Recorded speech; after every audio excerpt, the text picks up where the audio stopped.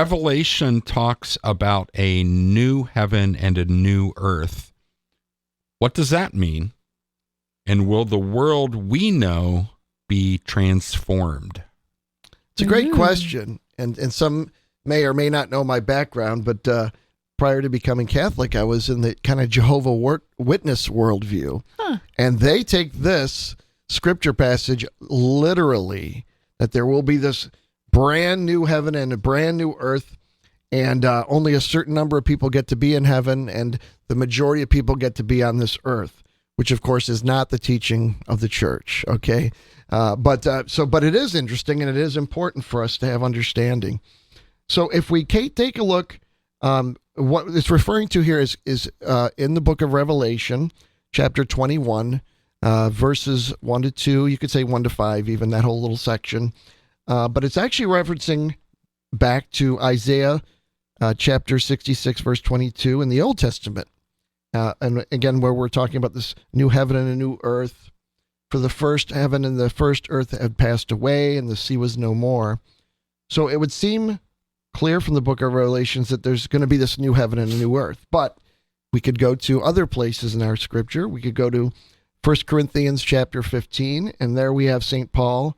He talks about the resurrection of the body, and not just the body, but the second coming of Christ. And he'll talk about elsewhere, for example, we could go to Romans, his letter to the Romans in chapter 8, talking about a renewal of the entire universe. But he uses the example of the resurrection of the body, that our resurrected body will be the same body, right, that we're walking in right now, but it'll be so revolutionized. It will be so that it'll be analogous to a seed in comparison to like a full-grown tree, right?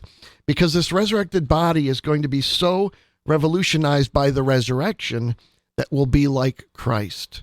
We'll be able to pass through walls, traveling at the speed of thought, shine like the sun, as the Catechism of Trent tells us. The entire, and not just ourselves, but the entire universe, right? 100 billion plus galaxies, 100 billion light years across, the scientists tell us. Again, like a seed compared to the new heavens and the new earth that will come from this, that we will experience right here and now. And it's going to be so glorious. It's so beyond anything that we can fathom. And then, right, the beatific vision. That is what awaits us, which is a state of being that is beyond anything we can fathom. And what can we say about heaven? Wow. You're right. Like amazing, everything awesome. So the bottom line, what's presented here in chapter 21, verses 1 to 5 in Revelation, this phrase, a new heavens and a new earth, refers to what heaven will be like for us as resurrected, glorified human persons, right? And it's a three-dimensional reality that thus accommodates aspects of our physical earthly experience, though in a glorified manner. So if you want to get a little bit more into this, I would urge you to get out your Catechism of the Catholic Church and take a look at the paragraphs 1042 to 1050.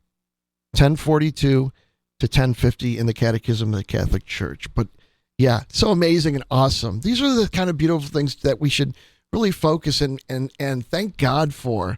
What he has prepared for us is so amazing and so beautiful, right? And it's built upon love, right? So it's, wow, it's awesome. God is so good. I think about the Garden of Eden and how God made, something so perfect, right? And harmony and union with him. And then we also hear, well, oh, happy fault, where yes, sin entered the world, but God is bringing about something greater. He opens the gates of heaven through the death and resurrection of his son, and he's calling us into even greater union with him. And I can't imagine, because Eden sounds so perfect. And so, yeah, it's beyond our imaginings. Yeah, it's so awesome.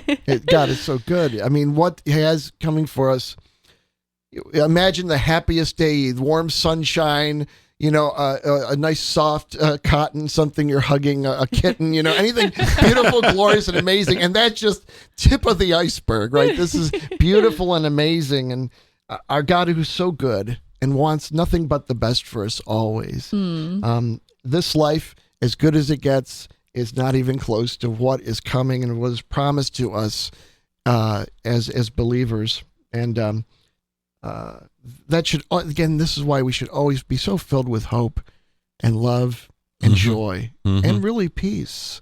Even whatever travails come upon us in this life today, it's all going to be nothing compared to the glories of what's to come. So true.